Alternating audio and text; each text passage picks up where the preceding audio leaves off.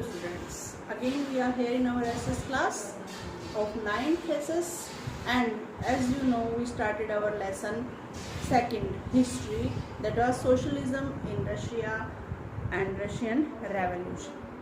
Socialism in Europe and the Russian revolution में हम socialism in Europe को first video में, इंट्रोडक्टरी वीडियो में, उसके बाद वीडियो में हम सोशलिज्म इन यूरोप को अच्छे से कर चुके हैं. I hope you did that. And now we are here on the Russian revolution.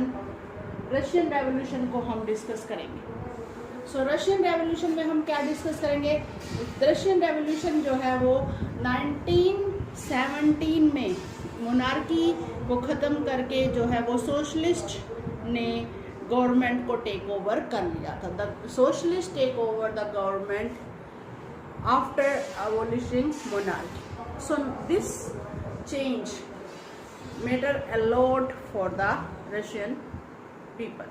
So now we were discuss about this, that how did this came about, ये कैसे हुआ, how did these changes occurred. ये जो हमने एकदम कहा कि monarchy ने को ख़त्म करके रशियन एम्पायर में सोशलिस्ट का कंट्रोल हो गया, ये कैसे हुआ?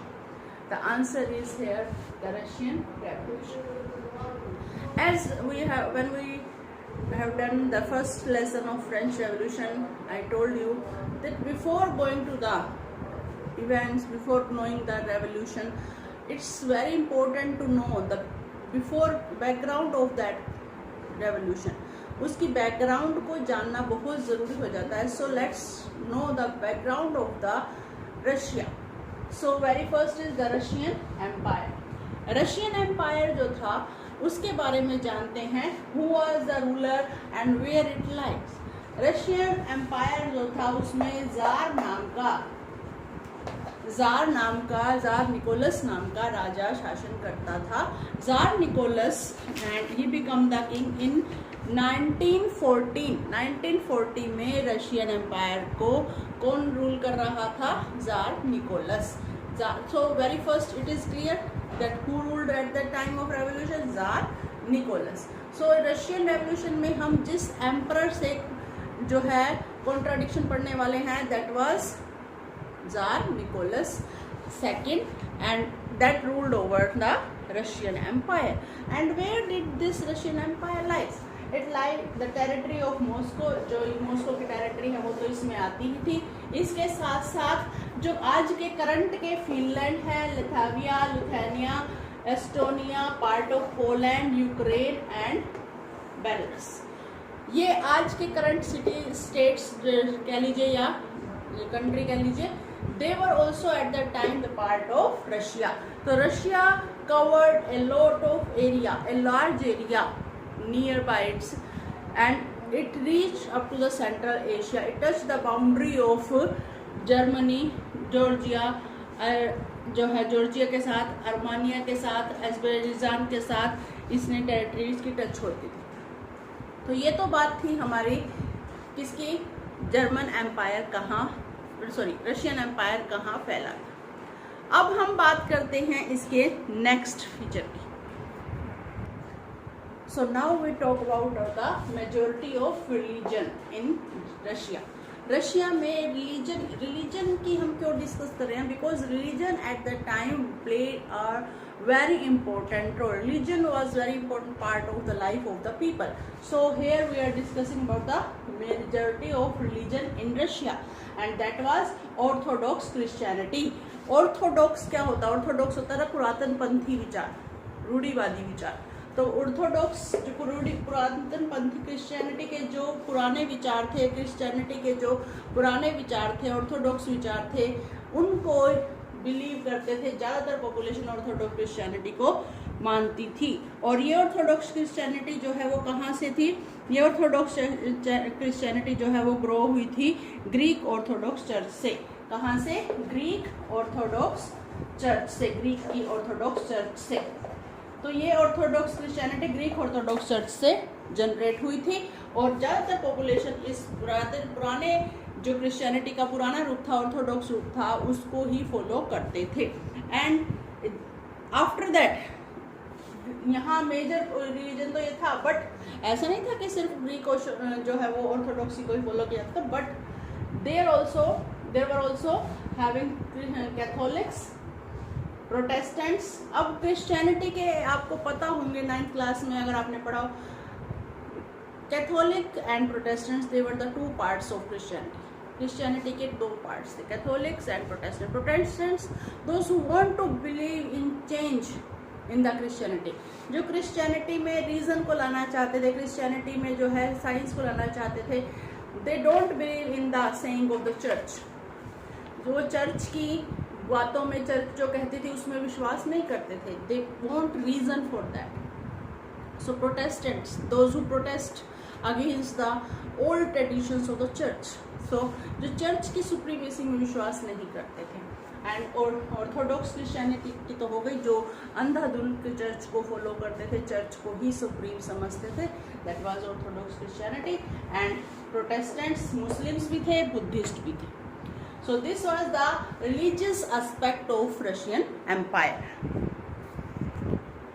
So next go to the second part, 2.2 part of our chapter, as you can read this lesson with the help of the book, and I am dictating, making small points of the stanzas here. So that is economic and society. Economy and society of Russia. It's very important to know that what type of economy was Russia's at that time, and what type of society of Russia. तो ये जानना बहुत ज़रूरी है कि society Russia की उस समय कैसी थी और इकोनॉमी कैसी थी। एग्रीकल्चर इकोनॉमी थी, एग्रीकल्चर बेस्ड इकोनॉमी थी, because majority of Russian were agriculturalist. Russia की जनसंख्या का ज़्यादा से ज़्यादा हिस्सा, बहुत बड़ा हिस्सा, बहुमत जिसे हम कह सकते हैं, मेजोरिटी, दैट वाज एग्रीकल्चरलिस्ट, वो जो है खेतीहारी थे। 85% पॉपुलेशन, 85% ऑफ पॉपुलेशन का 85% दैट इंडल्ज और that earn their livelihood through the agriculture. तो एक तरह से जो है वो एग्रीकल्चर इकोनॉमी थी। And if we talk about the industries, as industrialization prevailed at that time, so now we have to discuss about industries. Industries were very few in pockets, बहुत थोड़ी मात्रा में थी, नाम मात्र हम कह सकते हैं। पेट्रोग्राद और मॉस्को जो है वो 2 पार्ट थे, जो कि जो है मेजर इम्पोर्टेंट इंडस्ट्री सिटी थे, इंडस्ट्रियल सिटी थे। तो उस तरीके से 2 ही, केवल एक ऐसे पेट्रोग्राद और मॉस्को क्षेत्र थे, और बाकी क्राफ्टमैन जो थे, हाथ से काम करने वाले थे, शिल्पकार थे जो काम कर रहे थे। तो इंडस्ट्रीज थोड़ी संख्या में थी, but after the spread of railway, introduction of railway in Russia, 1819 में रेलवे रशिया में आई, और 1890 में रेलवे रशिया में आने के बाद जो है वो इंडस्ट्रीज इंक्रीज हुई, इंडस्ट्रीज का एक्सपेंशन हुआ, क्योंकि आप एज यू नो रेलवे जो है वो बहुत हेल्पफुल होती है चीज़ों को यहाँ से एक जगह से दूसरी जगह ले जाने के लिए। So after the spread of railway, industries expanded and industry, but up to that time the craftsman and the worker in the industries, the number of workers in the industries and the craftsman, they remain equal, ये एक समान बने रहे। सो यहाँ तक हमने industries economy पढ़ी, society पढ़ी कि सोसाइटी मेनली एग्रीकल्चर बेस्ड थी, 80% 85% जनसंख्या खेती में लगी हुई थी, और इंडस्ट्रीज बहुत थोड़ी थी, और पेट्रोग्राद और मॉस्को की 2 जगह थी।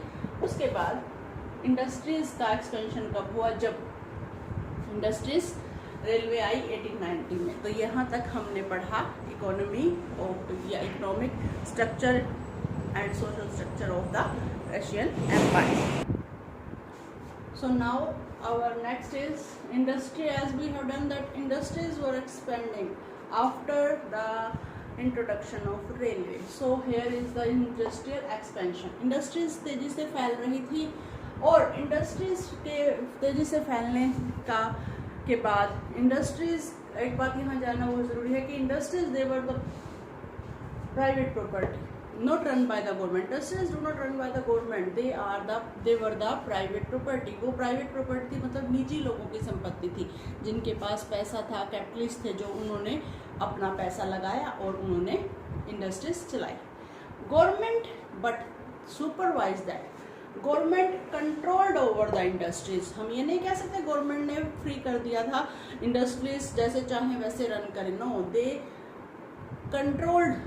Government controlled the capitalist, the industries. They controlled. How they controlled? अब यहाँ पर ये आता है कि how they controlled the industries. Working hours limited कर दिए. Working hours means काम के घंटे, कि कितने घंटे से कितने घंटे काम करना है. Working hours limited कर दिए. इनके wages limited कर दिए कि इतनी तनख्वाह इनको जो है वो देनी होगी. तो after fixing the wages, after fixing the working hours, so do you think that industries were run properly? No. Government although employed factory inspectors भी लगाए, but appointed factory inspectors, but these factories inspector, those who went for the inspection of the industries, they even could not able to control the mismanagement of the factory. We can say the illegal things in the factory that occurred, जो होती थी वहाँ पर, उसको वो control नहीं कर पाए. तो ये था आपका इंडस्ट्रियलाइजेशन कैसे फैला.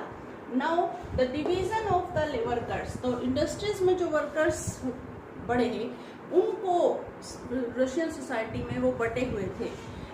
वर्कर्स जो काम बाकी किसी यूरोपियन कंट्री में नहीं, mainly only in Russia, workers were divided into 3 parts on the base of society they belong. किस समाज से वो आए थे. दूसरा स्किल्ड थे, हुनरमंद थे, अनस्किल्ड थे. तीसरा ड्रेस. अब इनको देखते हैं. Society they belong. Society they belong में आते जैसे कहाँ से वो आए थे. कुछ वर्कर्स आते थे विलेजेस से, कुछ आते थे सिटीज से, जो सिटीज से ही आते थे, सिटीज में ही रहते थे वो वर्कर्स. तो इस तरह से वर्कर्स का डिस्क्रिमिनेशन था. एंड नेक्स्ट है स्किल. स्किल में हम पढ़ेंगे कि स्किल जो थी उसमें क्या था. स्किल में जैसे मेटल वर्कर्स थे, मेटल वर्कर्स की स्किल थी. मेटल वर्कर्स, मेटल फैक्ट्री में काम करने वालों को स्किल चाहिए होती थी, हुनर चाहिए होता था. Not an ordinary worker can work in that. उसमें कोई ऑर्डिनरी वर्कर काम नहीं कर सकता था. ऑर्डिनरी वर्कर के लिए ये आसान नहीं था कि वो वहाँ काम करे. इसके लिए स्पेशल हुनर की जरूरत पड़ती थी. तो जो स्किल्ड वर्कर होते थे, जो अनस्किल्ड वर्कर होते थे. उसके बाद ड्रेस के बेस पर भी बटे हुए थे. ड्रेस के हिसाब से ही जो वर्कर्स थे वो बटे हुए थे. तो इस तरीके से हम कह सकते हैं workers they were divided into 3 parts. these are the conditions of worker. You can say industrial workers के बारे में आप पढ़ सकते हैं. इंडस्ट्रियल कंडीशन आप कह सकते हैं इसको. these are the industrial conditions of Russia at that time. And condition of workers. In what way industrial workers were different from the Russian worker, other European workers. Russian workers जो है other European workers से कैसे अलग थे, कैसे भिन्न थे, इसके बारे में भी हमने कैसे इसको जान सकते हैं, समझ सकते हैं कि रशियन वर्कर्स किस तरह से यूरोपियन वर्कर्स से भिन्न थे. तो ये आपका यहाँ तक इंडस्ट्रियल एक्सपेंशन का हो गया है. आइए अब जान लेते हैं थोड़ा सा कि कंडीशन ऑफ पीजेंट्स कैसी थी. कंडीशन ऑफ, क्योंकि शहरों में तो इंडस्ट्रीज पनप रही थी, अब गांव में वर्कर्स जो थे, पीजेंट्स जो थे, उनकी कंडीशन कैसी थी. उनकी कंडीशन के बारे में अब हम जानते हैं. Condition of the workers. Condition of workers में हम देखेंगे कि peasants cultivated most of the land. Peasant जो थे वो ज़्यादातर ज़मीन पर खेती करते थे, बट वो ज़मीन ज़्यादातर उनकी नहीं होती थी. क्यों? Because most of the land belong to the aristocracy और ऑर्थोडॉक्स चर्च.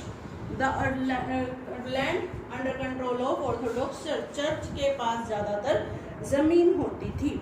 और इसी के साथ साथ कि जो है workers they were deeply religious थे. ये बहुत ज़्यादा धार्मिक होते थे, परंतु उनको जो है वो रिस्पेक्ट, वो नोबेलिटी की रिस्पेक्ट नहीं करते थे. They do not respect the nobility. यहाँ पर आपका एक बहुत इंपॉर्टेंट क्वेश्चन आ जाता है कि in what way Russian peasants were different from the European peasant. Russian peasant European peasant से कैसे डिफरेंट थे। एक तो यही पॉइंट आ जाएगा कि they were deeply religious but they don't respect for the nobility. उनको नोबेलिटी के प्रति सम्मान नहीं था। वो ये मानते थे कि ये जो नोबेलिटी है ना, ये जो अमीर तबका है, लैंडलॉर्ड्स हैं, they earn this profit, they earn this wealth because of them, they do hard work and they earn profit. This was the thinking of the peasants, so they don't have respect for the nobility. And इसी के साथ साथ क्या था, इसी के साथ साथ हम देखेंगे कि नोबल्स जो हैं उनका मानना था कि ये शक्तियां उनको कहाँ से मिली हैं, जार से मिली हैं।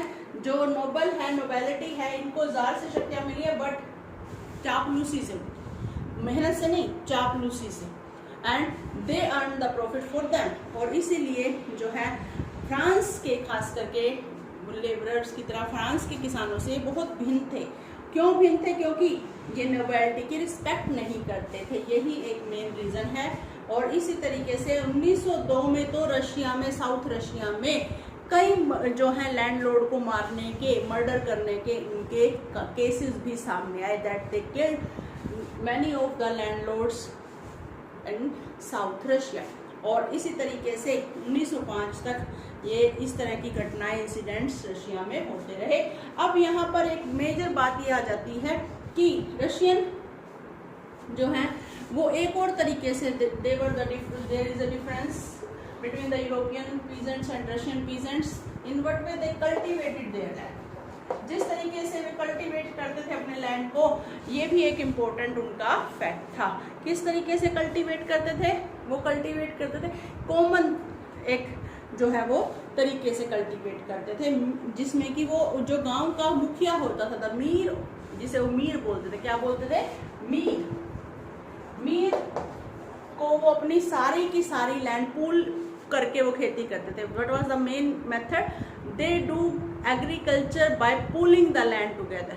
पूलिंग द लैंड का मतलब यहाँ होता है कि सामूहिक खेती के रूप में वो जमीन को एक साथ जो है वो बांट लेते थे खेती करने का। उनका ये तरीका था। हर साल सीजन खत्म होने पर वो क्या करते थे, वो सारी जमीन को अपने मुखिया को, गांव के सरपंच को, जिसे हम अपने यहाँ के हिसाब से कह सकते हैं, वापस करते थे। और सरपंच फिर जमीन को हर साल बांटता था according to the number of the family, कि कितने फैमिली में मेंबर हैं, जिनके ज़्यादा मेंबर हैं उनको ज़्यादा ज़मीन, according to the quality of the land. ज़मीन की क्वालिटी कैसी है, अच्छी है, बुरी है और बिल्कुल ही ख़राब है, तीनों सभी तरह की ज़मीन हर किसी को दी जाती थी ताकि सभी को मुनाफा भी हो और नुकसान भी हो, they can earn equally. So this was the condition of the peasants in Russia. So now we will discuss how socialism came in Russia. Socialism की बात तो साथ साथ चलनी ही है. So now we will go on that, and that we will do in our next video. So the main thing is that कि आप इस lecture के साथ आप अपनी book को side by side बिल्कुल आराम से you can able to understand the lesson. There will be no difficulty in understanding the lesson through book reading.